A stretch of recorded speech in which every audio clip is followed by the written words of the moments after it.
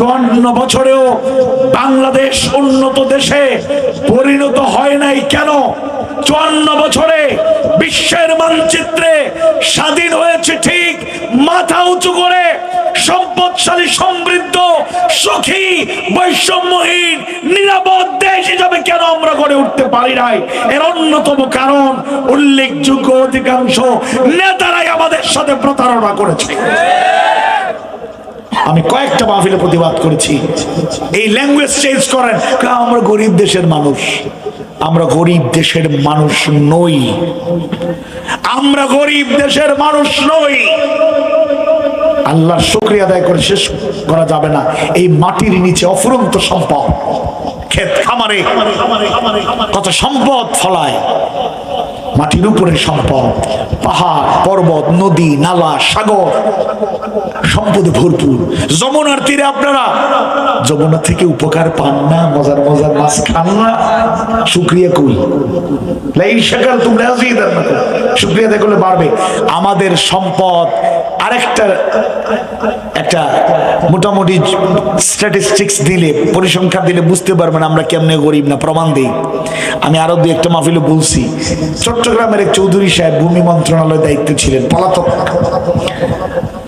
উনি পলাতক হওয়ার পরে বা তারা পালানোর পরে রিপোর্ট পাওয়া গেল ওনার উন্নত একাধিক দেশে 1200 এর বেশি একটা বাড়ি বানাতে পারি না। সিরাজ ভাই বাড়ি কাজ শুরু করছে দেখলাম, আল্লাহ বরকত দিক বলেন আমি। তো একটা বাড়ি বানাতে পারি না, সুন্দর করে সাজাতে পারি না। রাজকীয় আলোতে কোটি কোটি টাকা খরচ করে এক চৌধুরী সাহেব, ভূমি মন্ত্রণালয়ের দায়িত্ব ছিল বাংলাদেশের মানুষের ভূমির উন্নয়ন করবে। উনি উনার উন্নয়ন এমন করছে 1200 এর উপরে ফ্ল্যাট বাড়ি উনার পৃথিবীর উন্নত দেশে উনি বানাইছে। এটা বাপদাদার সম্পত্তি না দেশের সম্পদ? উদাহরণ দিতে গিয়ে এই কথাও বলি, অথেন্টিক সোর্স নিউজ ভাইরাল হয়ে গিয়েছে, আপনারা খবর নিলে পেয়ে যাবেন। তিনি পায়ে যে শু ব্যবহার করেন, এখানে যারা শু বা জুতা ব্যবহার করছে 5-7 হাজার 10,000 টাকা পর্যন্ত দাম থাকতে পারে, কিন্তু ওই চৌধুরী সাহেব ভূমি মন্ত্রণালয়ের রেসপন্সিবল পার্সন, ওনার এক জোড়া জুতার দাম কম বেশি 9.5 লক্ষ টাকা। ও কয়দিন আগে আপার একটা সিন্দুক পাওয়া গেছে, ওই যে মহিলা প্যান্ডেলে আপা না, পলাতক আপা, মোদির বান্ধবী, কি দরদ। আবার এই খালেদা জিয়া মরহমাকে কত কষ্ট দিল, আবার বিবৃতি দিছে শোকাহত। এটা একটা এক ধরনের মস্করা বলবো না আর কি, কিন্তু ওই সময় মনে ছিল না। তো তিনি যে সম্পদ রেখে গিয়েছেন সব তো বাহিরে আগেই পাচার হয়ে গেছে। দেশের ছোট্ট একটা সিন্দুক পাওয়া গেছে, আরো সামনে হয়তো পাওয়া যাবে আশা করি। তো একটা ছোট্ট সিন্দুকে উনি কিছু সোনা রাখছিলেন, আপা শেখ হাসিনা। তো সোনার দাম বাংলাদেশি টাকায় মাত্র 16 কোটি টাকা।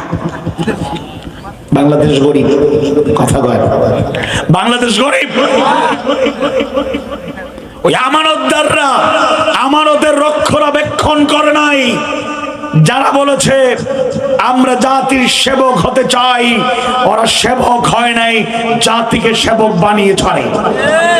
সাইয়্যিদুল কওমি খাদিমুহুম, জাতির নেতারা জাতির খাদিম হওয়ার কথা, কিন্তু তারা লিডার হয়েছে, বস হয়েছে, জুলুমতন্ত্র কায়েম করেছে, অধিকার হরণ করেছে।